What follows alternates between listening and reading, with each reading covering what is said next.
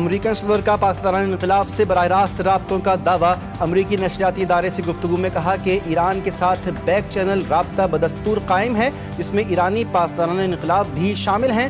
پاسداران انقلاب کی صدر ٹرمپ کے رابطوں کی دعووں کی تردید۔ ترجمان بریگیڈیئر جنرل حسین محبی نے واضح کر دیا کہ پاسداران انقلاب کے حکام اور امریکہ کے درمیان کسی قسم کے مذاکرات یا رابطے نہیں ہو رہے۔ ٹرمپ کے دعوے جنگ میں ناکامی اور مایوسی کا نتیجہ ہیں۔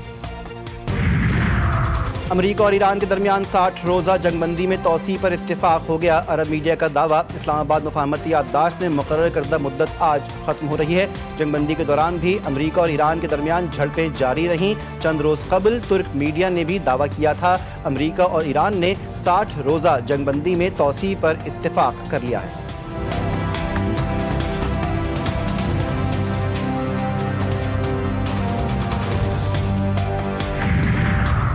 اور میر رضا قتل کیس کی تفتیش کے دوران ایک اور انکشاف۔ تفتیشی ذرائع کے مطابق میر رضا علی کے ہاتھوں، کمر اور سینے پر گن شاٹ ریزیڈیو کے شواہد ملے۔ ہاتھوں پر گن شاٹ ریزیڈیو کی موجودگی سے میر رضا کی جانب سے دفاع میں فائرنگ کیے جانے کا امکان۔ جامعہ کراچی کیمیکل ایگزامینیشن رپورٹ کے مطابق گولی کمر کی جانب سے لگی۔ امریکہ اور اسرائیل کے ساتھ حالیہ جنگ کے دوران دشمن کے 200 سے زائد طیارے مار گرائے۔ ایرانی پاسداران انقلاب کے deputy commander in chief major general Mustafa Izadi کا انکشاف۔ ایرانی میڈیا کے مطابق میجر جنرل مصطفیٰ ایزدی نے کہا ہے کہ حالیہ جنگ میں ایران نہ صرف انتشار کا شکار ہوا بلکہ اس کے نظام کو بھی نقصان نہیں پہنچا، دنیا کے سامنے خود کو پہلے سے زیادہ مضبوط اور ثابت قدم ثابت کیا۔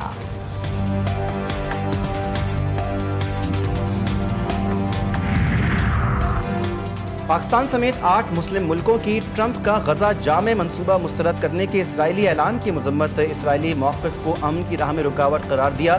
مشترکہ بیان میں کہا کہ امریکہ اسرائیل سے جامع منصوبے اور روڈ میپ پر مکمل عمل درآمد یقینی بنوائے۔ بیان میں خبردار کیا گیا کہ اسرائیل کے انکار، رکاوٹ یا تاخیر کے نتیجے میں پیدا ہونے والی صورتحال کی ذمہ داری بھی اسرائیل پر عائد ہوتی ہے۔ مسلم ممالک نے فلسطینی ریاست کے قیام سے انکار کی ہر کوشش مسترد کرتے ہوئے کہا کہ 1967 کی سرحدوں پر آزاد اور خود مختار فلسطینی ریاست کا قیام خطے میں پائیدار امن اور استحکام کی بنیاد بن سکتا ہے، جس کا دارالحکومت مشرقی بیت المقدس ہو۔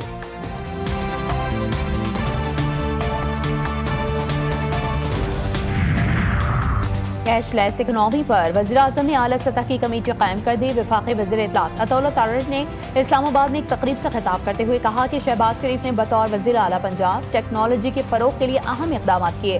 وزیر اعظم ٹیکنالوجی اور مالیاتی خدمات کے انضمام پر یقین رکھتے ہیں۔ پنجاب میں سرکاری شعبے کی پہلی ویڈیو کانفرنسنگ سروس متعارف کرائی گئی۔ حکومت پاکستان مالی شمولیت پر یقین رکھتی ہے۔ ٹیکنالوجی کا فروغ شمولیت اور کارکردگی میں اضافے کا ذریعہ ہے۔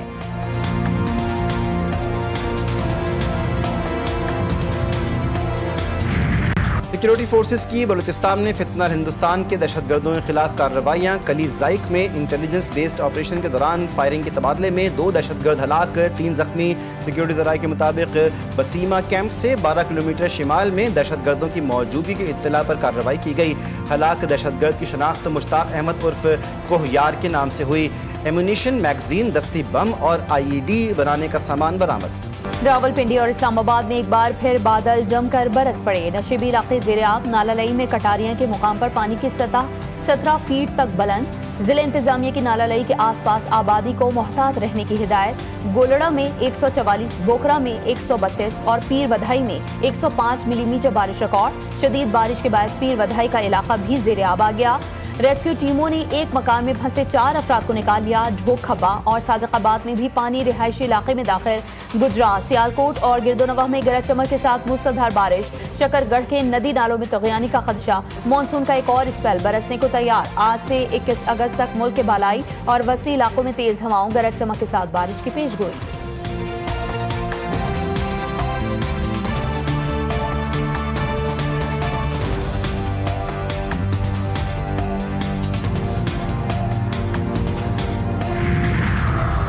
इंडियानापोलिस में आज खालिस्तान रेफरेंडम, मुख्तलिफ शहरों और रियासतों से सिख बिरादरी के अफराद की बड़ी तादाद में शिरकत। रेफरेंडम के दौरान बारिश के बावजूद वोटिंग का सिलसिला जारी रहा। खालिस्तान के हक में नारों के साथ कश्मीर की आज़ादी के हक में भी नारे। खालिस्तान रेफरेंडम 6 फॉर जस्टिस की आलमी मुहिम का हिस्सा है। भारतीय मुखालिफत के बावजूद अमरीकी हुकूमत ने रेफरेंडम की इजाज़त दी। पाकिस्तान का टेस्ट स्क्वाड लीड्स पहुंच गया। कौमी क्रिकेटर्स पहले टेस्ट की तैयारियों के लिए आज से प्रैक्टिस करेंगे। पाकिस्तान और इंग्लैंड के दरमियान 3 टेस्ट पर मुश्तमिल सीरीज का पहला मैच 19 अगस्त से लीड्स में खेला जाएगा। और Netherlands FIH hockey world cup, Pakistan और वेल्स का मैच 3-3 गोल से बराबर। पाकिस्तान की जानिब से रहमान, सुफियान खान और हन्नान ने गोल किया। वेल्स के लिए फरलॉन्ग ने 2 और ब्रिडिशा ने 1 गोल किया। पाकिस्तान के दूसरे मरहले में जाने के लिए अगला मैच जीतना होगा। पाकिस्तान का तीसरा मुकाबला रिवायती हरीफ भारत से बुध को होगा। पहले मैच में इंग्लैंड ने पाकिस्तान को 1 के मुकाबले में 4 गोल से शिकस्त दी थी।